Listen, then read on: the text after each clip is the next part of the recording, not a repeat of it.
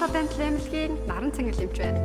Хамгийн дэвшилтэт технологи, хамгийн тоглог орчин, хамгийн шинэлэг үйлчилгээ, хамгийн шилдэг бүхнийг танд амлаж байна. Эрүүл шүд, эрүүл амьдрал. Тото Dental. Сайн байцгаана уу сонсогчдоо, мегмар гараг болсон байна. За тэгэхээр энэ удаагийн дугаараар би та бүхэнд бас л Япон улсад болсон нэг нэлээд дуйлан тарсан хэргийг ярьж өгөхөөр бэлдсэн байгаа. За тэгэхээр өнөөдрийн дугаарыг маш ойлгомжтой байлгах үүднээс хэргийн газраас яриагаа эхлүүлье. За 2019 оны 5 сарын 23-нд Токио хотын Шинжуку гээд дүүрэгт нэг эмэгтэй ээлжийн ажлаа дуусгаад үүрээр 4 цагт гэрлүүгээ харж авсан. За тэгээ байрлуугаа орох гээд гол хаалганыхаа хэсэгт карта уншуулчаад лобби руу орсон даруйда харсан зүйлээсээ болоод маш их айж сандарч эхэлсэн. За шалан дээр бол нэг томцсон футбол гүмссэн эмэгтэй баруун гартаа гар утсаа барьсан. За хин нэгэнтэй утсаар ярьж зүүн гартаа тамхи бас барьсан. За тэгснэ яг хажууд нь болохоор нэг залуу цусандаа утгалтсан бараг л сүүлчийн амьсгалаа авч байгаа юм шиг үхэхийн даваан дээр байгаа байдалтай бол харагдчихсан. За энэ аимшигтай дүр зураглалыг харсан эмэгтэй хэдийгээр маш их сандарч исэн ч гэсэн өөрийгөө тайвшруулахаар оролдож хэсэг гүнзгий амьсгаа авч байгаа. Тэгээ шууд цагдаа руу залгасан ба. За удалгүй бол цагдаа түргэн тусламжийн тухайн газарт очиж тэгээ тэр байрны оршин суугчид хүртэл тэр их дуу чимээнд сэрээд гарч ирж юу болж байгааг харахаар шавж эхэлсэн. За амт явж байгаа байдалтай гэмтсэн эрэгтэйг бол шууд эмнэлэгт хүргээд харин эмэгтэйг нь бол баривчлаад аваа явсан. За хамгийн анх харсан нөгөө эмэгтэй оршин суугч цагдаа нар ирэхээс өмнө тэр хоёрын зургийг нь дараад ийм зүйл олж харлаа. Энэ эмэгтэй галзуурчсан юм шиг байна гэж бичээд өөрийнхөө сошиал аккаунт дээр нийтлсэн байсан. За тэгээ албан ёсны мэдээллийн сайт, зурагт радиогоор энэ мэдээлэл тарахаас ч өмнө интернет хэрэглэгчид дунд бол битүү тарж энэ зурагмад маш их дуйлан тарж эхэлсэн. За хохирогч залуугийн нэрийг болохоор Ryuzaki гэдэг. Тэр болохоор Шинжуку дүүргийн Кабукичод байдаг нэг бааранд хост буюу эмэгтэй үйлчлүүлэгчийг хүлээж авч хамт сууж үйлчлдэг тийм ажил хийдэг байсан юм байна.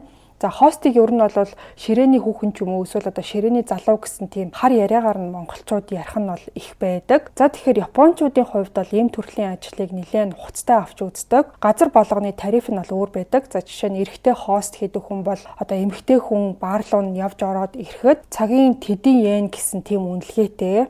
За уух зүйл бол тусдаа мөнгөнд тооцогддог. За эхэлж орсон эмэгтэй үйлчлүүлэгчтэй тухайн баарны бүх хостууд ээлжилж суугаад тэдэнтэй ингээд товч яриа өрнүүлнэ. За тэгээ дараа нь болохоор үйлчлүүлэгч эмэгтэй хэн нь илүү өөрт нь таалагдсанаа сонгоод сонгосон залуутайгаа хамт суухаар болд юм. Хост залуу болохоор тухайн эмэгтэйг ямар төрлийн хүн болохыг ойлгохыг хичээж ичимхий, тийм өөртөө итгэлгүй, эрэгтэй хүнтэй бараг ярьж үзээгүй хүн үү? За эсвэл ингээд эсэргээрээ эрэгтэйчүүдтэй нээлттэй харилцдаг нэгэн байна уу гэдгийг нь ажиглана. За тэгээд сонирхолтой яриа өрнүүлж цагийг зугаатай өнгөрүүлэхэд нь туслаад хүнээч сэтгэл хангалуун. За тэгээд баарандаа ч орлого оруулахыг хичээдэг тийм төрлийн ажил байдаг. За Японд бол мэдээж маш их дэлгэрсэн тийм үйлчлэгээ байгаа. Хостууд нь өөрсдийн гэсэн зэрэглэлтэй. За магадгүй хэр удаан ажилласнаар нь эсвэл тодорхой хугацааны туршид хэдэн хүнд үйлчилсэн, хэдэн хүн сонгосон, за эсвэл хэр их орлого оруулсан гэдгээр нь тэднийг ранклж чагсаад юм байна. За Ryuzaki болохоор 1-р зэргийн хост бишээсэн ч гэсэн 4-р зэрэгтэй өөрийн гэсэн зорж ирдэг үйлчлүүлэгчтэй болцсон тийм бол залуу байсан ба. Тэр бол 1999 онд Японы Точигийн мужийн Насукура Суяма гэд хотод 6 хүүхэдтэй нэг тийм ядуу айлд төрсөн юм байна. За эцэг эх нь бол бүх хүүхдээ сайн халамжилж ерөөсөө чадлагүй өсгсөн юм байна. За түүнийг бол бага сургуульд байхад нь ээж хоёр нь салаад 6 хүүхэдтэй болохоор ингээд өөрөөр асрамжин газарт өгөөд тэр цагаас хойш хүүхдүүд бол бие биетэйгээ холбоо тасарч хэн хаана байгаа нь огт мэддэхээ болсон. Өсвөр насндаа Ryuzaki асрамжийн газраа бол маш их үзий яддаг. За сургууль дээрээ ч гэсэн нэлээд гадуур хогддог тийм төрлийн хүүхэд байсан байгаа. Асрамжийн газрын нөхцөл байдал нь өөрөө тийм маш онцгүй, муу, тухгүй, багш нар нь хүүхдүүдтэйгээ эвгүй харилцаатай. За тэнд байдаг хүүхдүүд нь болохоор хулгай, зодоон, цохон гэх мэт буруу зүйлд нэлээд орооцолддог. Ер нь бол нэг тийм Ryuzaki-гийн хувьд бол хүүхэд зөв хүмүүжих орчин биш юм шиг санагддаг байсан. За тэгээ эцэст нь тэр бол дунд сургуулаа төгссөнийхөө дараа асрамжийн газраа орхисон. Ямар ч гэр оронгүй, за тэгээд ахлах сургуульд ч сурч чадхааргүй болсон болохоор барилгын ажил хийж, ер нь өөр ямар л ажил олдно тэр бүхнийг хийж өдөр хоногоо арга зааж амьдарч эхлэх болсон. Мөнгөтэй үедээ 24 цагийн интернет кафе эсвэл манга кафед хоног төөрүүлээд харин мөнгөгүй үедээ гудамжинд картонын цаас дэвсэж байгаа тэгээд унтдаг байсан юм байна. За тэгээд нэг өдөр түүнд бол гинти явдал тохиолдсон. За гудамжинд нөгөөдөг чинь унтж явах үеэр бол нэг эрэгтэй түүнийг сэрээгээд тэгээд мөнгө өгөөд гудамжинд ингэж хэвтэж яхаар манай клубд ирээд ажиллаа чи. Чамайг би ингээд цалинтай байртай болгож өгөө гэж хэлсэн маа. За тухайн хүн нь болохоор Кабукичо болон Шинжуку дүүргэдэд байдаг Club Fusion гэх нэртэй тийм клубын ахлах менежер хүн байсан. Юучгүй гудамжинд хэвтчихсэн хүнд бол энэ бол маш тийм том алдаж болохооргүй боломж байсан болохоор Ryuzaki шууд зөвшөөрөөд тэгээд тэр цагаас хойш бол Ryuzaki гэх нэрээрээ биш харин Luna гэх нэртэй хост болж ажиллаж эхлэх болсон. За энэ ажилтнч түнд бол маш их таалагдсан. За ер нь бол ингээд Ryuzaki-гийн хувьд ямар ч төрлийн ажилд туршлага байхгүй болохоор эхэндээ тийм ч их мөнгө олдоггүй байсан ч гэсэн анх түүнийг ажилд оруулж өгсөн менежер яг л амлсныхаа дагуу байр цалин хоол унд гэд бүх зүйлээр нь түүнийг хангаж байсан. За тэр бол Club Fusion гээд газарт нь ажилладаг бусад хүмүүстэй хамт амьдардаг байртай болоод анх удаа өөрийн гэсэн өрөөтөө болж үдсэн. Тэр байтугай анх удаа ингээд өсчөнд орж үсээд суулж түүний хувьд бол ингээд хамгийн анхны удаа салганд орж үйлчлүүлж исэн тэр байсан. За ингээд цоошин ертөнцид хөл тавьсан Ryuzaki-г ахлах менежер нь бол байнга дэмжиж, ажилд нь сургаж, халаасны мөнгө өгч, өвдөгт нь хүртэл эмнэлэг хүргэж өгдөг байсан.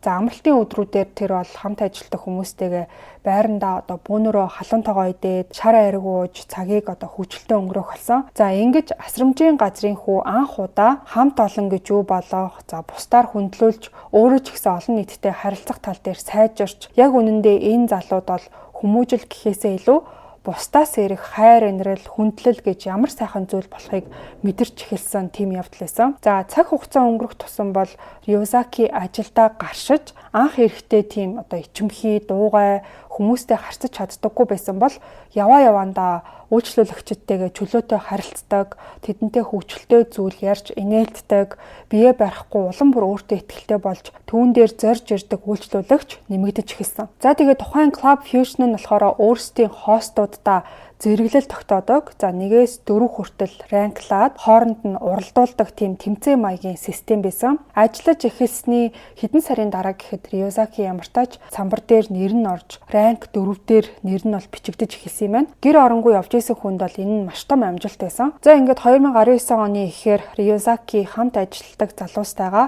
хостес буюу эмэгтэйчүүд арх хундаглаад хамтдаа сууж үйлчилдэг тийм бар руу явж очисон.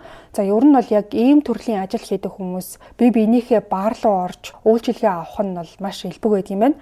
Ажлын дараа стрессээ тайлахын тулд эрчүүд нь эмэгтэйчүүдийн бар руу, за харин эмэгтэйчүүд нь эрэгтэйчүүдийн бар руу ордог нэг тийм тайвширч ядаргаагаа тайлах соёл хүртэл байдаг юм байна. За тухайн үед болохоор Ryuzaki-гийн орсон бар нь Girls Bar гэгддэг төрөл нь бол байсан. За уламжлалт эмэгтэй үйлчлэгчтэй баарнаас бага зэрэг ялгаатай байна. Уламжлалт хостес баарнууд нь болохоор дотроо маш тийм тансаг чимэглэлтэй, эмэгтэй үйлчлэгчт нь тусгай хувцастай, үйлчлүүлэгчийн эсрэг талд нь суугаад уух юм хийж өгдөг. За entertainment гэхээсээ илүүтэйгээр үйлчлүүлэгчтэй яриа өрнүүлж бизнес уулзалтанд зориулсан орчин бүрдүүлсэн байдаг. За ихэнх ирж байгаа хүмүүс нь ажил хэргийн хүмүүстэй уулзахаар ирсэн бизнесмэнүүд байдаг юм. За харин Ryuzaki-гийн орсон тухайн Girls Bar гэдэг нь болохоор эмэгтэй ажилчид нь үйлчлүүлэгчтэй хамт ширээний ард юусоо суудаггүй. Зүгээр л уух хэмээг нь зөөгөөд товчхон мэдчлээд хэрвээ танил хүн нь байх юм бол богино яриа өрнүүлдэг, хамт суудаггүй болохоор бит харилцаа бол ерөөсөө байхгүй. Уур амьсгал нь илүү тийм энгийн чөлөөтэй. За тэгээд ихэнх үйлчлүүлэгч нь залуу хүмүүс байдаг юм байна. За тэгээд тийм газар Ryuzaki бол анх 21 настай хостес хийдэг Yuka Takaoka гэдэг эмэгтэйтэй танилцсан. За Yuka бол тэр Girls Bar-ны орлогч менежер хийдэг. Тогтмол үйлчлүүлэгчдтэй болсон нэлээд тийм завгүй, за тэрийгээ дагаад сайн орлого олдог тийм эмэгтэй байсан. За танилцсан цагаасаа эхлээд Yuka Ryuzaki-д шууд дурлсан. За түүний гаднах төөрөө тэгээд хоорондоо харилцан ярилцах үед бол маш тийм зөөлөн дотн мэдрэмж төрүүлж исэн болохоор Юкад бол маш их таалагдсан маа. Рёзаки өөрөө шөнийн клубуд ажилладаг мөртлөө тийм ч арх хуух дуртай төрлийн хүн бол биш. Тэгээд Юка тэрийг нь бол анзаараад чи миний ширээнд суухдаа заавал уух гэсний хэрэггүй, зүгээр л сууж байхад хангалттай гэж хэлсэн маа.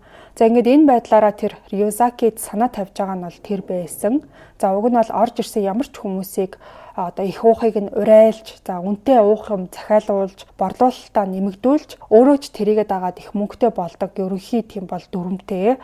За бараг ихэнхэн шахуу өөрсдөө хамт одоо ууж байгаа юм шиг дүр хэсгэж, виски шиг харагддаг мөстэй цай уугаад хажууд нь сууж идэг. Үйлчлүүлэгч нь вискиний мөнгөө төлөөд харин хостес нь зүгээр л ингээд цай уугаа сууж идэг. За тэгээд тэр үеэр Рёзаки Юка хоёр танилцаж хин хиндэ таалагдсан байгаа. Юка өөрт нь чин сэтгэлээсээ санаа тавьж байгаа байдал нь одоо Рёзакид мэдрэгдэж тэр хоёр утасны дугаараа солилцоод чиний ажилтдаг клуб руу би удахгүй явж очно гэж Юка амласан байна. За ингээд тэр цагаас хойш бол 1-2 сар өнгөрсөн. За үндэ бол Юка ерөөсөө холбоо байгаагүй, очиж уулзаагүй. Ингэж байж байгаад 2019 оны 3 сард Юка тэдний ажилтдаг газар нь бол явж утсан. За тэгээд тэд бол хамтдаа ууж, яриа нь хоорондоо тохирч, юу ч ярьсан яриа нийлж, Юка зүгээр л галзуурчлаад урлаж эхэлсэн. За тэгээд тэр цагаас хойш Юка бүр байнга очдог болсон. За ажлын ээлжээ дуусгачаад 7 хоногт 2-3 ч удаа очдог болж хоорондын харилцаандаа маш тийм нухацтай ханддаг болсон ч гэсэн Рёзакигийн хувьд бол тэр зүгээр л нэг үйлчлүүлэгч гэж хардаг байсан юм. За тэгээд тухайн клуб дээр ранкаараа 4-т бичигддэг байсан Рёзакид туслаад ранкийг нь нэмэх зорилгоор Юка бол очихдоо үнэтэй шампанск, виски энтер захиалж зарим үед бүр $10,000 тэнцэх хэмжээний йен хүртэл зарцуулдаг болж эхэлсэн. Энэ бүхнийг Рёзаки бодохдоо би ажлаа сайн хийдэг болохоор тэр над дээр ирж үйлчлүүлэхдээ ингэж их мөнгө зарж байгаа баха. Тэр өөрөө ч гэсэн хостес болохоор энэ бүхэн зүгээр л ажил хэргийн шинжтэй харилцаа, хайр дурлалтай холбоогүй гэж боддог байсан маа. Юка болохоор 1998 онд төрсөн. Рёзакигаас 1 насаар ихч Хятадд төрсэн Япон хятадын эрлийз. За 2 настайдаа Япон руу нүүж ирээд тэр цагаас хойш амьдарч байгаа тийм эмэгтэй юм байна. За коллежид тэр бол бага насны хүүхдийн боловсрал гэсэн тийм чиглэлээр сурч ирсэн.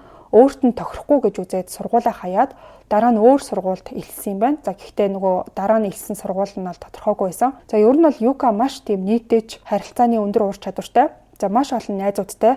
За гэхдээ ааш цан нь бол тийм одоо хурдан хуурдаг, төргүү уртай нэгэн байсан. Коллежид сурч явах үеэр нь түүний нэг багш нь давхар хостес бар ажиллаулдаг байсан юм байна. Тэгээд нэг удаа Юкад санал тавиад манай бааранд ажиллаж үзэх үү? Бусад хүний боддог шиг тийм айхтар газар бишээ. Зүгээр л ширээ засаад уух юм бэлдэж өгдөг ажил гэж хэлсэн байсан нь нөгөө girls bar байсан маа. За Юкаг бол гаднаас нь харахад маш тийм төлөв даруй юм шиг харагддаг мөртлөө ярьж эхлэхээр нэлээд тийм огцон майштай, тустаас хийсэн зантай гэдэг нь мэдэгдээд эхэлдэг. Тэгээд ч яг тийм зан нь бол эрэгтэй үйлчлүүлэгчдийн сонирхлыг нь татдаг байсан маа. За ингээд Юка бол аажмаар тогтмол үйлчлүүлэгчдтэй болоод Girls Bar-ныхаа орлогч менежер хүртлээр дэвшиж, орлогч одоо маш сайн олдог болж эхэлсэн. Насаар залуу ч гэсэн нэлээд тийм шийдэмгий хуурц зантай. Хэрвээ ямар нэг үйлчлүүлэгч хэтэрхий сүржгэнсэн одоо зохисгүй авир гарах юм бол Юка шууд асуудлыг шийддэг тийм төрлийн хостес байсан. За яг нь шууд ингээд одоо юу гэдгийг хэрэлдээд ойрлж чарлахгүй харин ярилцаж тайвшруулаад зарим үед хатуухан хідэн үг хэлээд асуудлыг намжааж чаддаг байсан юм байна. За ямар сандаа бүр ингээд хамт ажилладаг хүмүүс нь өөрөөс нь ингээд ихч хостесууд хүртэл Юкаг дорд үзэхээсээ эмээдэг байсан маа. Сэтгэлгээний хувьд бол бусад японочдыг бодох юм бол маш тийм нээлттэй, өрсөлдөө ихтэй салбарт ажилладаг мөртлөө амжилтын нууцаасаа нээлттэй хуваалцдаг.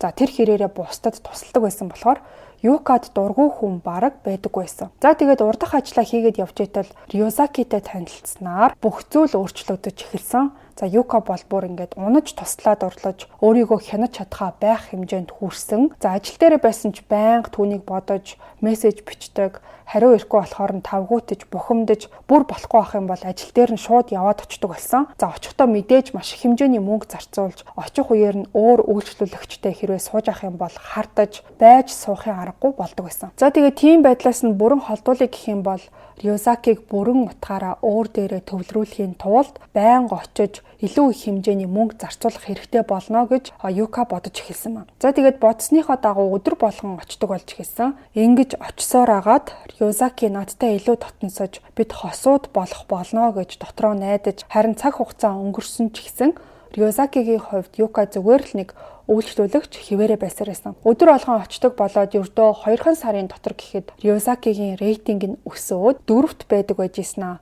3-т 2-т гэж явсаар хагаад бүр нэгт ортлоо өсч чадсан.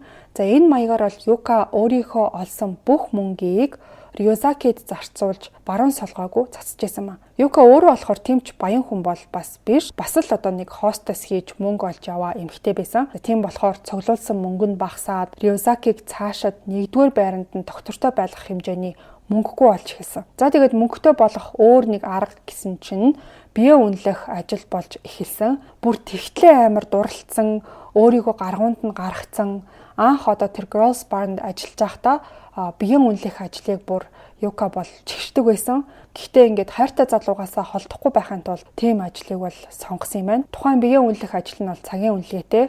За тэгээд өөрийнх нь Girls Bar-нд ирж байгаа үйлчлүүлэгч хэрвээ санал тавих юм бол тухайн ажлаа хийдэг болж эхэлсэн. Би Girls Bar-ны орлогч менежер болохоор энэ хэмжээний мөнгө зарцуулах чадвартай гэж Рёзакид ам бардам ярьдаг ч гэсэн яг үнэндээ цаагаараа өөр байдлаар мөнгө олдог болсон талаараа мэдээж Рёзакид бол огт хэлээгүй. За гэхдээ энэ дээр бол нэг асуудал байгаа.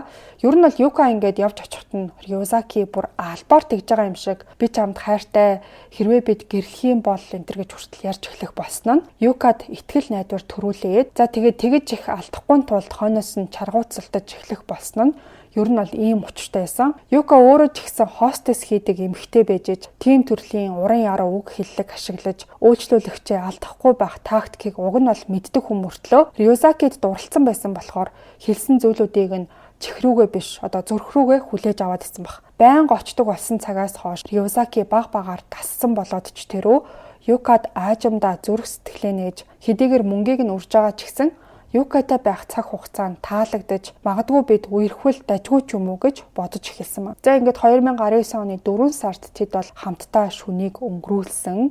За энэ явдлаас хойш хин хиндэ улам бүр татагдж ялангуяа Юкагийн хувьд бүр донтолтын түвшинд хүрсэн. Байнга мессеж бичиж хаана байна, яагаад хариулахгүй байгаа гэх мэт бичих үеэр нь би одоо үйлчлүүлэгчтэй байна. Дараа бичээ гэхэд нь хариуд нь болохоор яг одоо гараад ир наад үйлчлүүлэгчээ явуул би чамд мөнгө өгье гэж бичдэг болж эхэлсэн. Рёзаки өөрөө номер 1-т бичигддэг болсон болохоор байнга л завгүй маш их ачаалттай ажилдаг болж өнөөдөр би бүтэн захиалгатай маргааш уулзъя гэж бэлтэн Юка галзууртлаа уурлаж бүр сүрдүүлдэг болж эхэлсэн. За ингээд энэ байдлаас хойш бүх зүйл зах замбраагаа алдаж жинхэнэ аимшигын зүйлүүд өрнөж эхэлнэ. Өнөөдрийн дугаартай Toto Dental эмнэлэг хамтран ажиллаж байна. Энэхүү эмнэлэг маань байгуулагдаад 8 жил болж байгаа. За тэгээд Монголд байдаг гажиг цэслийн эмнэлгүүдээс нэлээд дээгүүрт эрэмблэгддэг маш сайн эмнэлэг байгаа. Эмч нар нь олон улсын хурал сургалтуудад байнга хамрагдаж мэрэгжлийн өндөр ур чадвартай учраас энэ эмнэлгийг би ч гэсэн сонгоод наран цэнгэл эмчээр шаазан шүдний аппарат хийлгэсэн байгаа. Бараг л одоо аппарат хийсэн гэдэг нь мэддэхээргүй цэвэрхэн болд юм билээ. Бас нэг зүйл дуулахад Toto Dental эмнэлэг маань шүдний аппаратанда 6 сарын ямар ч хүүгүй лизинг санал болгох юм билээ. Мөн дээрээс нь хэрвээ та өөрөө эсвэл таны эхнэр, нөхөр, хүүхэд чинь одоо шүдний аппарат хийлгэе гэж бодож байгаа бол Crime Station-ы сонсогч гэдгээ хэлээд үнийн дүнгээс 10% хөнгөлж болохоор байсан. За шүдний аппаратны төлбөрөөс 10% хөнгөлнө гэдэг нь нэлээд сайн хэмнэлт болж чадна гэж бодож байна. Үр дүнгийн хувьд та 100% итгэлтэй байж болно. За энэхүү хүчинтэй хугацаа нь 25 оны 4 сарыг дуустал үргэлжлэнэ. Тиймээс та амжиж очоод хямдралтай үеэр нь үйлчлэгээ аваарай гэж зөвлөе. Description хэсэгт Toto Dental эмнэлгийн хаяг, байршил болон холбогдох утсыг нь оруулсан байгаа. За Instagram аккаунтыг нь бас оруулсан болохоор тэдний хийсэн ажлуудын үр дүнг нь харах бас боломжтой байгаа. За ингээд хэдүүлээ хэрэг рүүгээ буцаад оръё. Юкагийн хувьд ер нь ааш зан нь нэлээд ширүүн болохоор юу ч хийж мэдхээр юм шиг санагдаж Рёзаки жоохон айж санаан зовж эхэлсэн. За ингэх тусам Юка хардаж, уурлаж, амралтын өдрүүдээр ажил хийлгэхгүй зөвхөн өөртөө хамт байхыг шаарддаг байсан. За ингэ байж итл нэг үйл явдал болсон. За тэр нь юу гэхээр нэг удаа Юка руу нэг найз нь залгаад Рёзаки нэг эмэгтэйтэй мотель руу орж явахыг нь харлаа гэж хэлсэн ба. За тэгээд Рёзакиг ажлаа тарахыг нь хүлээж агаад чи яагаад мотель руу орсон юм хүүхэн ингэж шалж хэлэхээр нь тийм орсон нь бол үнэн. Гэхдээ юу ч болоогүй гэж хэлэхээр нь чи над хост гэсэн ажлаа одоо боль чи хэдий хэмжээний орлого олдог байх ч хамаагүй би чамд тэр мөнгийг ч өгье. Байр түрээслээд өгье. Цалин ч өгье гэж хэлэхэд нь Рёзаки татгалзсан. Намайг орон гэргүй амьдарч байхад манай эзэн намайг аварсан. Би түүнийг одоо ингээд хуурч чадахгүй, бас хамт ажилладаг хүмүүстэйгээ амьдрах нь надад илүү таалагддаг гэж хэлэхэд нь Юка яаж чадаагүй. Хэрвээ чи өөр эмэгтэйтэй уулзах юм бол надад заавал хэлжээ гэж хэлэхээр нь Юкаг тайвшруулахын тулд бас л аргагүй ирэхэнд зөвшөөрсөн маа. За ингээд ярьж амлсны дагуу бол Рёзаки бүх уулзсан эмэгтэй үйлчлүүлэгчээ Юкад тайлагнадаг болж эхэлсэн. За тэглээж гисэн Юка сэтгэл ханаагүй. Хэрвээ уцаа удаан хугацаанд авахгүй байх юм бол галзууртлаа уурлаж 10-20 дарааллаа залгадаг, хариу бичиж уцаа автал нь залгадаг болж эхэлсэн. Сүүлдээ Рёзакигаас гуйж одоо энэ ажлаа болцохоо хоёлаа байр түрээслээд хамтдаа амьдрий гуйж ийн гэж ярьдаг болж эхэлсэн. Тэгээд заач гэж хэлээгүй байхад нь нэг үл хөдлөх хөрөнгө зуучлалын газар явж очиод энэ хавийн хамгийн үнэтэй, хамгийн тансаг байрнуудыг үзье гэж хэлээд за үзүүлсэн байрнаас нь нэг байр шууд л нүдэнд нь тусч энэ байрыг түрээслэе хизэнээс нүүж орох боломжтой вэ гэж асуусан ба. За нөгөө эйжент болохоор түүнээс та ганцаараа амьдрах уу эсвэл гэр бүлэрээ юу гэж асуухад нь найз залуутайгаа хамт амьдрнаа гэж хариулсан ба. Тухайн үеийн үйл явдлыг зуучлагч агент хожим нь ярихдаа Юкагийн харц нь яг л шинэ гэр бүл болоод хамтдаа байранд нүүж орох байгаа юм шиг маш их догтлсон байдалтай харагдчихсэн гэж ярьсан байсан. За тэгээ байрны түрээсийн асуудлаа жин там болгочоод Рёзаки дээр явж очиод маш гоё тансаг байр түрээслэхээр болсон. Одоо ажилласаа гараад хоёулаа хамт тэндээ амьдрий гэж хэлсэн ба. Рёзаки тухайн байранд нь байнга очдог байсан ч гэсэн хизээч одоо бүх юм аваад нүүж очоогүй.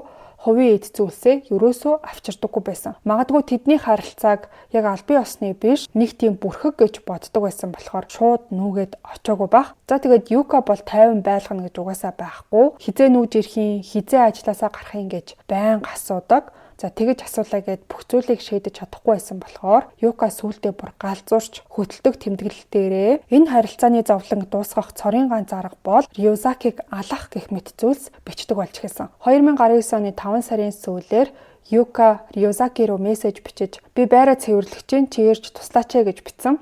За тэгээд тухайн өдрийн үдээс хойш нь тэд хамтдаа байраа цэвэрлжээд Рёзаки усанд орсон. Ванд хөвтж явах үеэрээ тэр бол баг зэрэг зүрмэглээд тэгээд уснаас гарсныхаа дараа бас л Юкагийн орон дээр гараад дотор хувцастайгаа унтаад өгсөн байсан. За тэгээд унтчих хооронд нь Юка Рёзакигийн гар утсыг нь аваад шалгаж эхэлсэн. За утсан дээр нь бол баахан одоо эмэгтэй үйлчлүүлэгчтэй хамт ахуулсан зургуудыг нь харчаад Юка цаашаад төвчж чадаагүй. Хэрвээ би чамайг өөрийн болгож чадахгүй бол чи амьд байх эрхгүй гэсэн бодол орж ирсэн маа. Шөнийн 3 цаг 50 минутанд Юка галтгооноос хутга аваад унтжаагаар Рёзаки руу аажуухан төхөж жоод орон дээр гарч зогсоод хэсэг харж ийснаа хутгаа дээш үргэж жогоод хамаг хүчээрээ гидсрүүн зоосон ба. Хутга нь бүр иш хүртлээ гидсрүүн орсон байсан. За Рёзаки бол ийм байдлаар ямар ч одоо хариу үйлдэл хийх боломжгүй унтжаах үеэрээ хутгалуулж гинэт сэрээд юу ч эхлээд ойлгоогүй амьсгалан давхцаж цус асгарч эхэлсэн. За баг инстинктээрээ шахуу Юкаг өөрөөсөө түлхэхийг оролцсон ч Юка бол гидсэн дээр нь мордож суугаад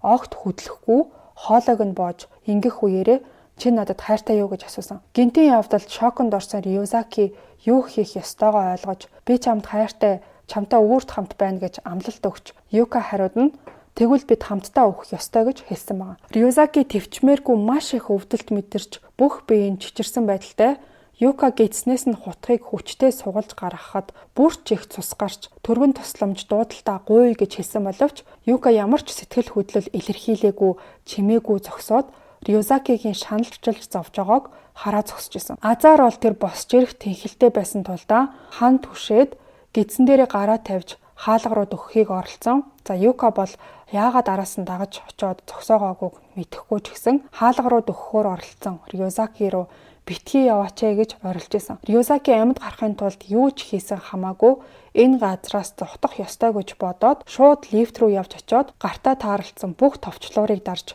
ямартаач доошоо лобби хэсэг рүү бууж чадсан. Лифтэн дотор бол хяналтын камер байдаг. За гэхдээ тухайн бичлэг нь бол олон нийтэд цацагдаагүй. Гэхдээ яг тухайн одоо дүрсийг харсан эрх баригчид болон одоо орон сууц хариуцсан ажилчид хэлэхдээ яг л аимшигын киноны үзэгдэл шиг хүн биш яг зомби юм шиг харагдсан гэж ярьсан байсан. Лифтний баргал бүх товчлуурууд хан шал гэд битүү цус болцсон. Рёзаки цуснд нефт норсон дотор хувцастайгаа бүх бие нь цусандаа бодогдсон лифтнээс буугаад лобби хэсэг рүү мөлхөж байгаа дүрс бичигдсэн байсан. Харамсалтай нь түүнд гадагшаа гарах тэнхээ бол байгаагүй. За тэгээд удаагүй Юка араас нь дагаад доошоо бууж ирсэн. Бууж ирэхдээ болохоор гар утас, нүдний шил, тамхи гээд өөртөө хэрэгтэй бүх зүйлээ аваад гараад ирсэн байсан. За бараг л үхэх гэж байгаагаар Юзакигийн хажууд нь тайван суугаад тамхиа асаагаад найзтайгаа уцаар ирж эхэлсэн. За тэгээд энэ дүр зураглал тухайн үед гэрлүүгөө орох гээд явж исэн эмэгтэй гар утсанд бүрсгэр байдалтай дарагдсан байсан. За тэгээд яг тухайн үеийн үзэгдэл Японы цагдаа нарыг хүчтэй шүүмжлэхэд хүргэсэн билээ. За яасан гэсэн чинь хэргийн газар бол 3 цагтаа явж утсан байсан. Тэгснээ Юкаг утсаар ярихыг нь дуустал нь хүлээж зогссон байгаа. Тэгээд Юкагийн нүдний төвшөнд болж доошоо суугаад найрсаг харилцаж байгаа юм шиг байдалтай харагдчихсэн. За ер нь бол хүнийг ингээд цустай нь хутгаад бараг ард нь хүн амьсгал хурааж ахад хүч хэрэглэсэн ямар ч шинжгүй байсан нь Япончуудын дургуутслыг бол маш их хүргэсэн. Хэрвээ Америк байсан бол хэргийн газар очсон даруйда бараг л буу тулгаж бүх зүйлийг хяналтандаа авч хүч хэрэглэж түргэн шуурхаа арга хэмжээ авах байсан гэж бол яригдчихсэн. Эмэгтэй хүн болохоор нь тэгсэн үү, царайлаг болохоор нь зөөлөн харцсан уу гэсэн шүүмжилсэн асуултууд ч гарч ирсэн. За тэгээд тухайн нөхцөл байдлыг Японы цагдаа нар тайлбарлахдаа Юка юу хийхээ мэдэхгүй паникт орсон байдалтай байсан болохоор илүү болгоомжтой хандсан. Түүнийг илүү тэнэг үйлдэл гаргуулахгүй тул яриагаар зохицуулахыг хичээсэн гэсэн тайлбар хийсэн. Дугаарын эхэнд бол бид урдчихсан. За эрх баригчид хэвлэл мэдээллээр тарахаас ч өмнө хувь хүний сошиал аккаунт дээрээс тухайн үеийн үйл явц олон нийтэд тарж хүн алга шахсан эмэгтэй яхаараа ингээд тайван суугаад тамхи татаж уцаар яриа сууж идэв.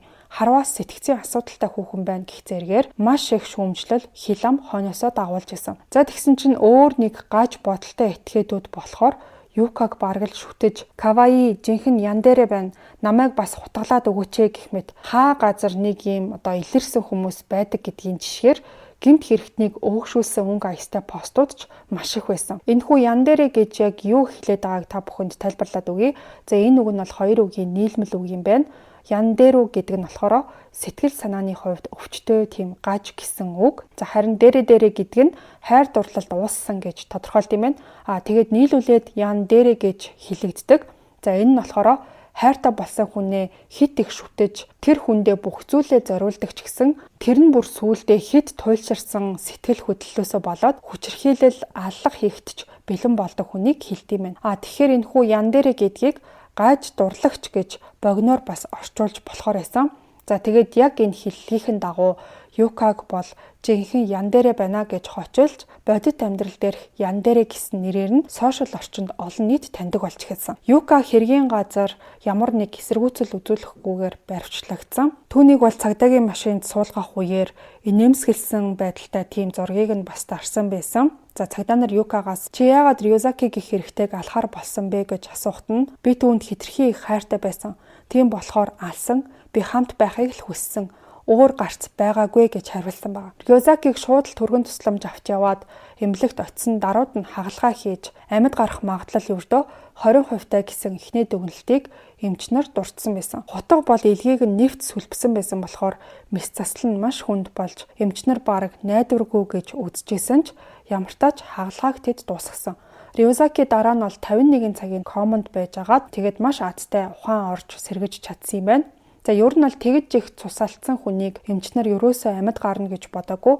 Амьд гарсан нь бараг л ичидийн юм шиг байсан гэж ярьсан байсан. За эмнэлэгт бол Рюзаки сараас илүү хугацаатаагаар хэвтэх шаардлагатай болсон. Эхэндээ тэр бол ерөөсөө ярьж чадахгүй, орондоо хэвтгэхээс өөрийг хийж чадахгүй байсан. За харин баг багаар биеийн сайжирч толгоогоо өргөөд ороо налаад сууж чаддаг болоод дараа нь бол физик эмчилгээнд орж эхэлсэн. Тэгээ түүний хувьд бол биеийн өвдөлт гэхээсээ илүүтэйгээр сэтгэл зүйн айдас зочрол нь нэлээд хүнд байсан. За ямар сандаа хөөрхий эмнэлгийн орон дээр хэвтэж авах үеэр нь Юка цонхоор мөлхөж орж ирж гин гэж байнга хий юм хардаг болцсон байсан. Нэг удаа биш бүр хэдэн удаа тийм зүйл тавтагдаад байсан болохоор эмчнэрт хандаад намайг цонхгүй өрөөнд шилжүүлээд өгөөч. Би нарны гэрэл ерөөсөө харахыг хүсэхгүй байна гэж хэлсэн байсан. За ингээд энэ хэргийн шүүх процесс болохоор 2019 оны 12 сарын 3-нд эхэлсэн. Рюзаки бүр өөрөө шүүх хурлын танхимд очсон юм байна. Тэгээд очих үедээ инээмсэглсэн байдалтай Юка руу харахыг нь анзаарсан сэтгүүлчид бол түүнээс та яагаад инээмсэглсэн байдалтай байсан бэ гэж асуухт нь би Юкаг уучлсан гэж хариулсан байсан. За ер нь бол Юкаг доог тохуу хийсэн байдлаар биш харин чин сэтгэлээсээ түүнийг уучлсан байсан нь энэ байсан. Шүүх хурал болохын өмнө Юка түүн рүү уртаас урт захиа бичиж тэр захиан дээрээ чи маш их шаналж өвдөж сэтгэл гутралд орсон байгаа нь ойлгомжтой. Намайг уучлаарай. Би аль хэдийн энэ хорвоогоос алга болох ёстой байсан гэж бичсэн байсан. Захиаг хүлээж авсныхаа дараа Рёзаки хэсэг хугацаанд бодсны эцэст шүүхэд хандаж өршөөлийн хүсэлт илгээсэн байсан. Би түүнд хатуу ял оноогоосэй гэж хүсэхгүй байна.